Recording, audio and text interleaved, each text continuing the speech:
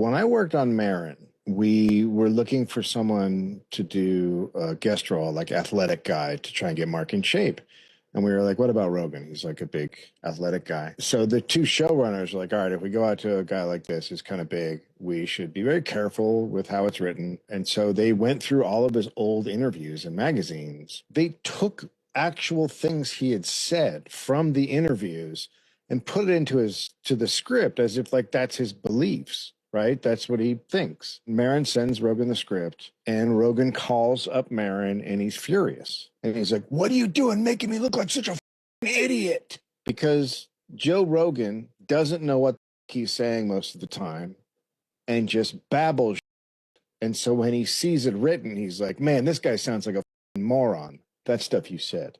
Truly incredible stuff from Dave Anthony and Gareth Reynolds of the Dollop podcast, where the former touches on this guy. Periods in history where we came very close to extinction are like when there's an ice age. Yes. Like those are the most terrifying. That's right. When there's global warming, you just move to where it's not so warm, and that's what people have done forever. Where are they going to go, Joe? Yeah, there it is. Yeah. Scientists have captured the Earth's climate over the last 485 million years. Here's a surprising place we stand now. Look at the dip at the end. Whoa. That's where we are. Yeah. That's reality. Okay. And then if you look at the course of history, you look at the rise and fall, like it's never a straight line. Way before human beings ever existed, if you believe these silly people. Joe is using this Washington Post article and graph to debunk climate change or human enacted climate change. Is he grasping that this chart is 485 million years? So any changes you see on it are over tens of thousands of years. Not a few years, Joe. So that little spike you see over the last 200 years is unprecedented. The rate is unprecedented. Or is that concept just too much for Joe's brain to handle? I mean, here's from the article itself. The timeline illustrates how swift and dramatic temperature shifts were associated with many of the world's worst moments, including a mass extinction that wiped out roughly 90% of all species in the asteroid strike that killed the dinosaurs. Or that at no point in nearly 500 million years that Judd and her colleagues analyzed did the Earth change as fast as it is changing now. That's in the article that you're referencing this chart from, that you're saying debunks the seriousness of climate change. That's bothering me. We need to listen to people that know what they're talking about. Thus, it is no surprise Marin has said stuff like this. Rogan. Okay. Who's that? Joe Rogan. Joseph Rogan? Yeah, he's out of Texas. Oh, Texas. Got it. Yeah. I got it. Got it. Yeah. You love Austin, don't you? He's running half the planet out of Texas. Yeah. He's got a tight hold on the enlightened meatheads. Dude, Marin's disdain. It's not disdain. It's reasonable criticism. What do you think the Austin shelf life is going to be? Well, I don't know. Like, I think that it's so effectively tribalized at this point. It really comes down to material. I mean, at what point, it's like whatever they represented in terms of policy. And it's not a stretch. It's like they won. Trans people are frightened. They have no ability to get health care anymore. And they're afraid of being alive and have no freedom left. So that's done. When do you stop with the jokes?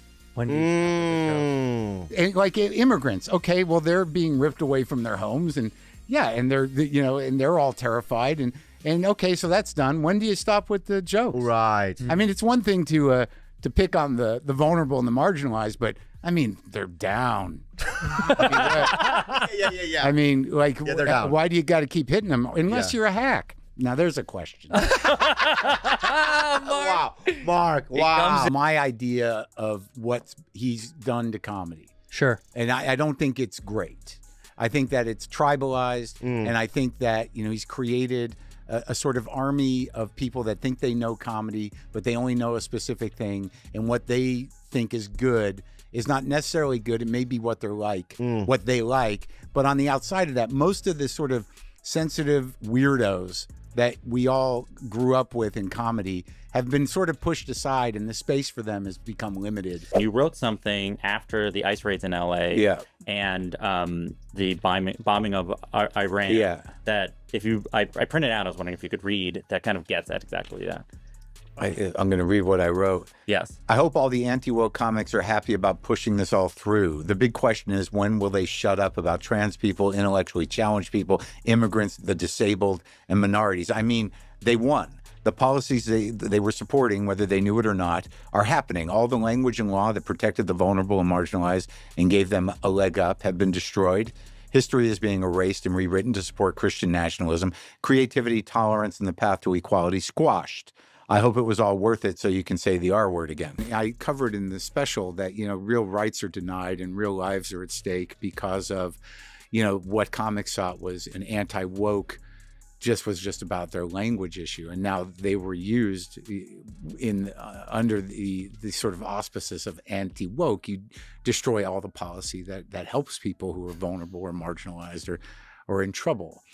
And I can't separate them. I will remain committed to the fact that they did that comics helped that. I do still think that outside of just the kind of emaciated world of press and this chasing of clickbait, I do think in terms of the ideological bend on it is that it's anti-elitism, it's anti-intellectualism, it's anti-expert. I think it's all part of that. I think that in terms of how fascism or authoritarianism, we've got a president who is a thug. So, his way of doing business is like, oh, you got a pretty nice university here. Hate for anything bad to happen to it. That's a nice state. No, hate for anything bad to happen to it. Maybe you kick into the charity. Yeah, it's straight up mob. However you see Trump, he's still a puppet to something that is bigger that he doesn't give a about, as long as he can be the guy out front. But those guys are the guys that are dismantling the federal government in the name of Christian nationalism. But I think that the way that business, see what you're saying to me feels like that, fascism is good for business. Yeah. Because if you, like Netflix will just, co-opt anybody that can take that algorithm. And I think I used to do a joke about it. Netflix can become Reichflix, very quickly. I don't think that you could have a better, more credible source than someone who was a writer for Mark Maron. They cast Joe Rogan.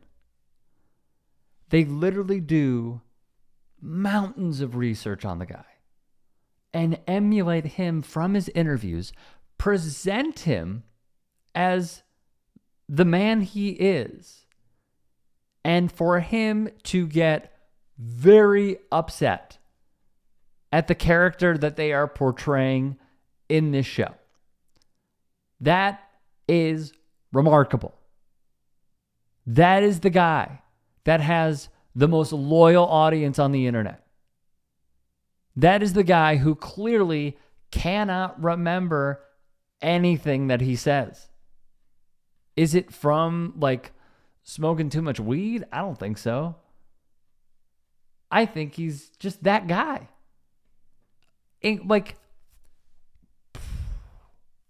makes sense, and yet it still caught me by surprise when I heard this. Because I know that he is just like a degenerate mouth breather at this point who sold out to billionaires and our future first trillionaire. While none of us can afford rent, car payments, hospital bills, mortgages, price for groceries. I can go on. But hey, good job, Joe.